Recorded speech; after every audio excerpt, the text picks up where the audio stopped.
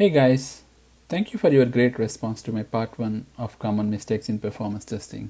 In case if you have not watched the part 1, check out the link in the description. Now I will be sharing some more common mistakes that we should all avoid in performance testing. Let's get started. Incomplete test scripts. Sometimes they do not follow a proper script development process. Instead, they will simply record a flow and use it without making necessary customizations.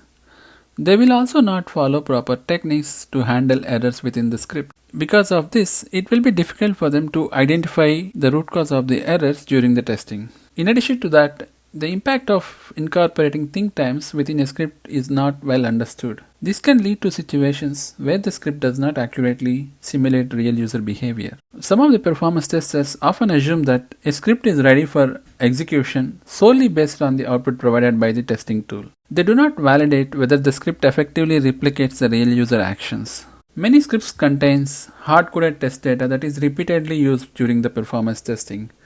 This approach may fail to uncover performance issues because systems can cache repeated requests, resulting in faster responses that do not reflect real-world scenarios. Misconceptions of test data. Testing environments often have significantly less data than the production environment, or in some cases more data due to multiple testing cycles. The difference in data volume can affect the accuracy of test results. Some of the performance testers do not consider comparing the volumes of data in the testing environment with that of the production environment. Performance testers do not recommend using a dump of production data in the testing environment before their test cycle. Instead, they create the data using load testing tools. This approach may not accurately reflect real-world scenarios. Oftentimes, testers will fail to gather comprehensive information about the test data and its characteristics. For example, in the case of testing a business banking application, each business may have different customers and each customer may be associated with different types of accounts.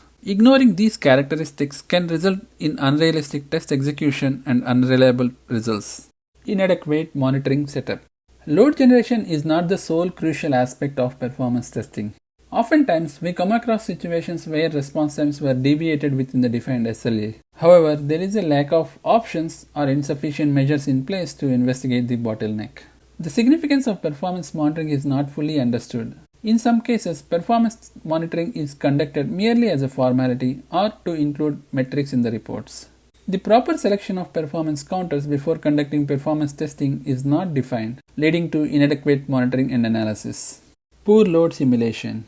Several testers lack a sufficient understanding of the geographic locations of application users. Even when they are aware that the application will be accessed from various locations, they often simulate all the load from a single specific location. Additionally, they may overload the load generators and overlook the performance metrics associated with these load generators.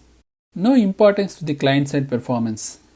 A common misconception among performance testers is that the metrics obtained from the testing tools reflect real user behavior. They tend to overlook the fact that many tools and protocols do not capture client-side performance.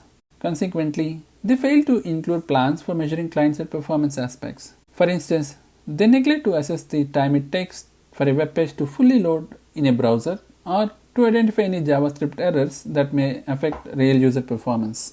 Lack of performance baselines. Without establishing performance baselines, it becomes challenging to measure improvements or identify regressions accurately. Performance testers should establish baselines for key performance metrics and compare them with the subsequent test results to gauge the system's performance. For instance, there is an infrastructure upgrade to the latest version. In such cases, it is advisable to establish a baseline using the existing version to assess the impact of the upgrade. Without defined baselines, it becomes challenging to pinpoint the root cause of any performance deviations that may occur. Inadequate performance tuning. Neglecting performance tuning efforts can result in missed opportunities to optimize system performance. Performance testers should collaborate with developers and system administrators to identify and address bottlenecks, optimize configurations, and fine-tune the systems for optimal performance. Due to poor planning, oftentimes team will not have sufficient time to isolate the bottlenecks and optimize it before the change go live. When teams are not given the adequate time for performance optimization, several consequences can arise. Poor test results analysis. Simply collecting performance test results is not enough. Ineffective analysis of the collected data can lead to misinterpretation or oversight of important performance issues. Test results should be thoroughly analyzed, compared against performance criteria, and correlated with system metrics to gain meaningful insights. Poor test results documentation.